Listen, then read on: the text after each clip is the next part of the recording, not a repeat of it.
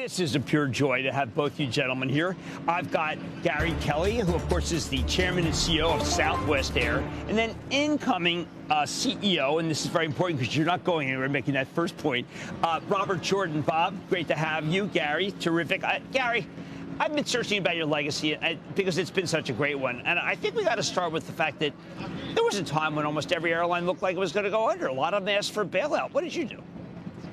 Well, we were as prepared as we could possibly be coming into 2020. And, we could have fought our way through it, but it would have been really, really difficult. All you have to do is look north to Canada and see all the struggles that the airlines are having there. So we were able to preserve jobs, no layoffs, no furloughs. It was a very scary time, but you just got to believe. We talked about that before, and we've got a 50-year legacy and a very strong foundation that we're built on. And, our people found a way. So in the end, I'm very grateful for the federal government payroll support.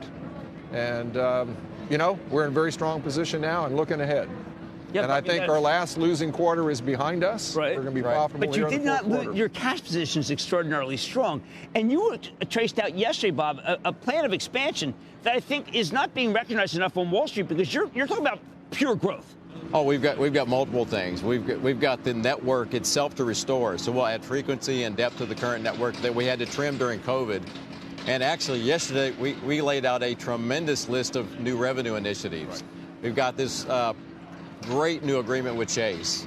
We've got a new fare product that we're launching. So there's a lot of opportunity on the revenue side, and we've got costs that we're going to wring out too as we continue to grow. The main thing though is to restore the network. We need to get frequency and depth back into the network. Well, but also you mentioned something in your preamble, which I got to focus on because it was somewhat disturbing. You talked about the need, number one, to reinvigorate your winning culture. Well, that would imply to me that you don't feel you had as much winning culture in the last few years. Oh no, to me the foundation of Southwest Airlines is our people. We hire people that are humble, they love to have fun, but above all they love to serve each other and serve our customers.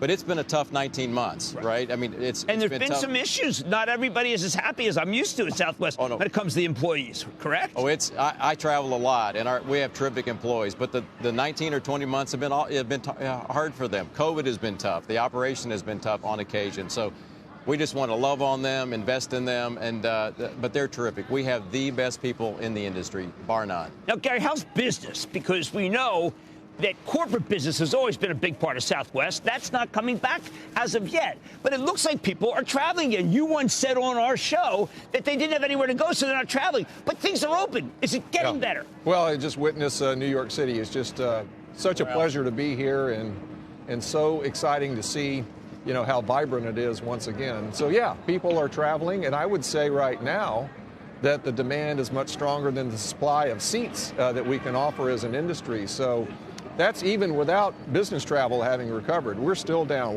Bob, 50%? About 50. And, we might be pretty well recovered by the end of next year or the following year at Southwest because we have some unique, company-specific business initiatives. But we're going to plan, assuming a very modest recovery there. And right now, we're very well positioned to serve consumers, and they're filling our airplanes up. So we're very, very excited about that. Excellent. Bob, I got some fighting words for you.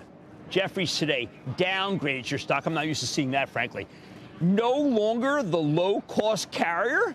I mean, come on. That's one of the reasons why I've always felt that LUV is worth buying. LUV is worth buying. We've got, like everybody, we've got costs that have come into the system through COVID.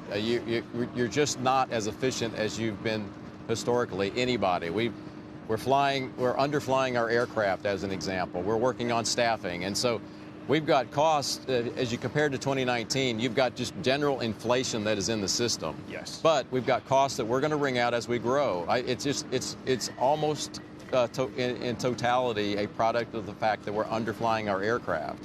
And as we add back flying to the network, we'll grow back into the size of the company. But I have no doubt that we'll get our costs back to our 2019 levels of efficiency, no doubt. No, I think what people are missing there, Jim, is the fact that the whole world is struggling to hire. Right. And so we are competing for talent, and there's a cost associated with that. But like Bob said, we will get back to our historic efficiency and then some, because we have a number of initiatives planned that'll actually improve our productivity going forward. So I'm very bullish about our ability to maintain our low-cost position. Deviate from where I was going is I want to talk about Boeing, but military, aircraft personnel. Are you able to maybe bring in some people you wouldn't otherwise who served in the Air Force and really would be terrific as pilots? Oh, we have plenty of access to new pilots, and I think and Southwest, of course, is a great career. It's a great company, and there's a great opportunity to look forward to. So we're a pilot's airline, so I'm not concerned about hiring in that space. I think it's really a lot of the frontline positions we're competing with other sectors is where we're seeing the most struggle. And that will smooth out over time, but in the meantime, it's definitely a struggle for us as well. I do want to go back to Boeing. We had some disturbing news this morning. Dreamliner looks like delay is causing Americans some problems. They're going to have to cut back some of the routes in the summer. Now, you go over the Boeing order book. You seem to be, after a period where I felt that it was a little tense, you seem to be banking on Boeing. How can you do that given some of the missteps of Boeing? You know, Boeing is a terrific partner, and the Boeing product is terrific. The 737 MAX, the MAX 8, the MAX 7 are just terrific aircraft for us. They're very fuel efficient, terrific cost profile, and our deal with Boeing is terrific as well. We're going to take 114 aircraft next year, in all likelihood, from Boeing. We may retire 28 or so, but our future counts on Boeing delivering aircraft, and I am very comfortable with that. Shepard Smith here. Thanks for watching CNBC on YouTube.